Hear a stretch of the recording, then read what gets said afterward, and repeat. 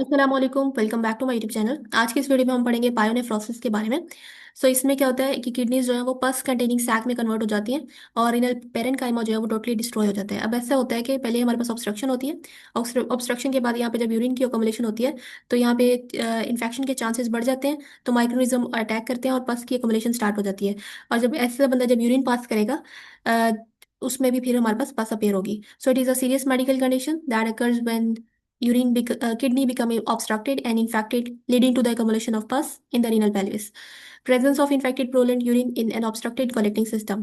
और इसमें हमारे पास किडनी कन्वर्ट हो जाती है पस कंटेनिंग सैक में और रिनल पेरेन्काइमा डिस्ट्रॉय हो जाता है। अब कहाँ कहाँ पस एक्युमुलेट हो सकती है? किडनीज में, कैलिसिस में, जो रिनल कैलिसिस होती है वहाँ पे, यूरेटर जो ट्यूब्स निकलती है किडनी से, और किडनी प्लस यूरेटर दोनों में हो सकता है।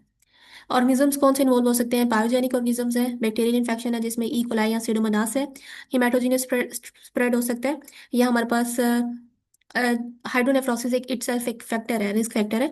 रीनल स्टोन्स की वजह से हो सकता है, डायबिटीज मेलाइटिस के पेशेंट में ज़्यादा कॉमन है। अगर किसी को पॉलीसिस्टिक किडनी डिजीज है तब ट्रॉमा हो जाए या एक्यूट पायलोनेफ्राइटिस, ये भी इन्फ्लेमेशन होती है, ये ऑल ऑफ सडन होती है। क्लिनिकल फीचर्स में वही हमारे पास इन्फेक्शन वाले आएंगे, इन्फ्लेमेशन वाले, जैसे हाई ग्रेड फीवर, रीनल की स्वेलिंग हो जाएगी, पेन होगी फ्लैंक रीजन में, यूरिन में ब्लड पास होगा, हिमाचूरिया जिसको कहते हैं, और पेन एब्डोमिनल एरिया से माइग्रेट करेगी लंबर एरिया में टू द सैडल एरिया, और बैक माइग्रेट करेगी टू बैक। एब्डोमिन में टेंडरनेस फील होगी, एनोरेक्सिया होगा, constipation, fever, chills, headache, uraemia जिसमें यूरिया जो है वो ब्लड के अंदर अकोमोलेट होने लग जाएगा, और इलेक्ट्रोलाइट इम्बैलेंस। कॉम्प्लिकेशंस अगर इसको ट्रीट ना करें तो पूरी बॉडी में सेप्टिक शॉक हो सकता है। This is the most serious complication where the infection spreads from the kidney into the blood stream, leading to the dangerous drop in blood pressure and potentially death. तो अगर हमारे पास कोई बंदा shock में जा रहा है तो उसका ब्लड प्रेशर भी ड्रॉप करता है, और उसके बाद अगर उसको ट्रीट ना किया जाए तो डेथ में हो जाती है।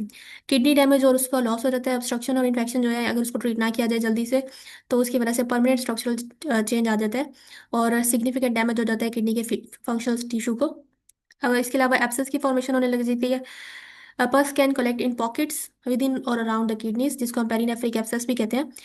इसके अलावा फिस्टुला बनने लग जाते हैं, इन्फेक्शन की वजह से abnormal कनेक्शन बन जाता है किडनीज और दूसरे ऑर्गन के दरमियान में, जैसे कॉलन, तो इसको हम कहेंगे रीनो कॉलोनिक या ड्यूडेनम के साथ। इसके अलावा अगर ये रप्चर हो जाती है पस वाली किडनी तो हमारे पास इन्फ्लेमेशन जो है पेरिटोनियम की भी स्टार्ट हो जाएगी, एब्डोमिनल कैविटी की भी स्टार्ट हो जाएगी जिसको हम कहेंगे peritonitis.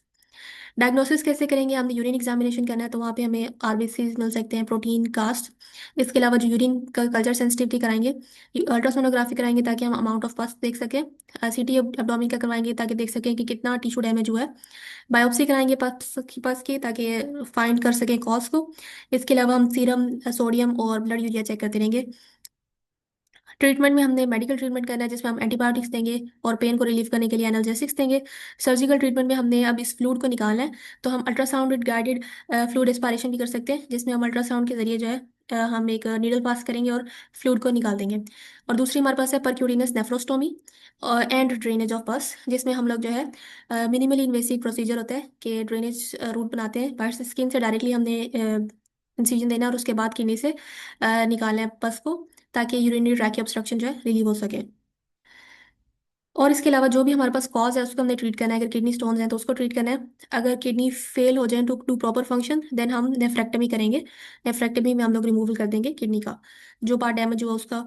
So that was all about pyonephrosis. If you have any query you can ask in the comment section.